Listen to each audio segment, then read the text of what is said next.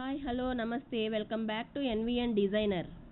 ఏంటి కటింగ్ రాకపోయినా స్టిచ్చింగ్ రాకపోయినా టైలర్ అయిపోవచ్చు అని చూస్తున్నారా? అదేనండి ఫాల్స్ వేయడం అండి. మా మా సైడ్ అయితే జిగ్జాగ్ అంటారు, కొంతమంది అయితే పీకో అంటారండి. చూడండి, ఫాల్ని ఇలా నీళ్ళల్లో వేసి నీట్గా ఐరన్ చేసుకొని రెడీ చేసి పెట్టుకోవాలండి జిగ్జాగ్ చేసుకోవడానికి. చూడండి, ఇది నా జిగ్జాగ్ మిషను. దీనికి 2 పాదాలు ఉంటాయండి. ఒకటి అంచులు కుట్టుకోవడానికండి, నేను చూపిస్తున్న పాదము అంచులు కుట్టుకోవడానికి. ఇంకొక పాదం వచ్చి ఫాల్ వేయడానికండి, ఇది ఫాల్ వేయడానికి. ఈ పాదాలు మార్చుకుంటూ జిగ్జాగ్ చేసుకోవాలండి. వీటితో ఒక జిగ్జాగ్ చేసుకున్నామంటే చాలా నీట్గా వస్తుందండి. ఫినిషింగ్ చాలా బాగుంటుంది.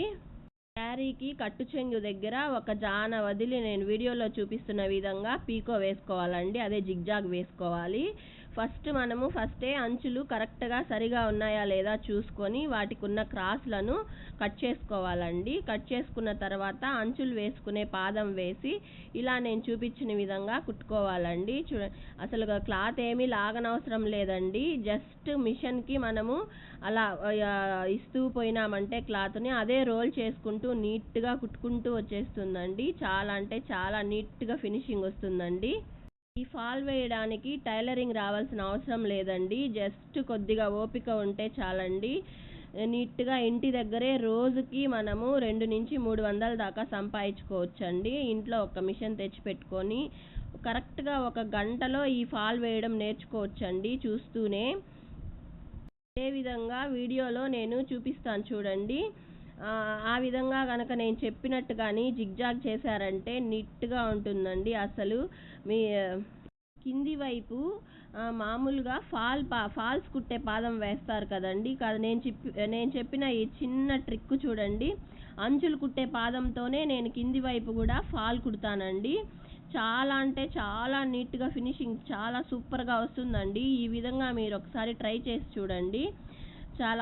అంచులు కుట్టే పాదంతోనే గుర్తుపెట్టుకోండి. కింద మనము ఫాల్ వేసుకోవాలండి, కుట్టుకోవాలండి.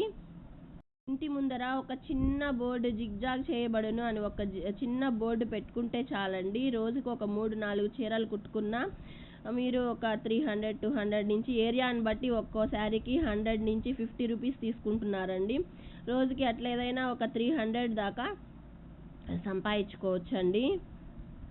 చూడండి, ఇప్పుడు పై వైపు ఫాల్ కుట్టడానికి నేను పాదం మారుస్తున్నాను. ఈ విధంగా మార్చుకొని నెక్స్ట్ ఇంకొక చిన్న విషయం అండి, దారాలు 2 పైన దారము మిషన్లో దారం 2 పైకి రావాలండి.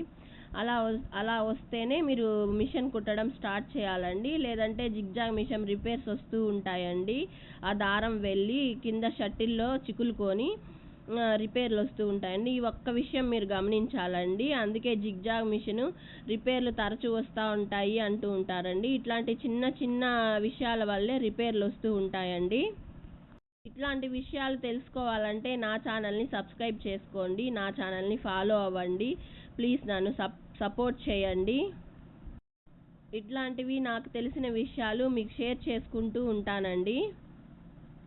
ఒకవైపు టాజిల్స్ రావడం వల్ల ఒకవైపే జిగ్జాగ్ చేశానండి. అంచుకి చెప్పాను కదండి, అంచులు కుట్టే పాదంతో కింద ఫాల్ కుట్టుకుంటే చాలా నీట్గా వస్తుంది అని. ఆ పద్ధతి కానీ మీరు పాటించారంటే చాలా బాగా, అసలు స్టిచ్చింగ్ వేసినట్టు కూడా కనిపించదండి. ఒకసారి ట్రై చేసి చూడండి. మీరు కానీ ఆ విధంగా ట్రై చేస్తే నాకు ఒక చిన్న కామెంట్ పెట్టండి ఎలా వచ్చింది అనేసనని. ఈ వీడియో చూస్తున్న వాళ్ళందరికీ చాలా థ్యాంక్స్ అండి. నన్ను మీరు సపోర్ట్ చేస్తారని నేను కోరుకుంటున్నాను. ప్లీజ్ నా ఛానల్ని సబ్స్క్రైబ్ చేసుకోండి. ఇంకా మరికొన్ని విషయాలతో మీ ముందుకు వస్తాను.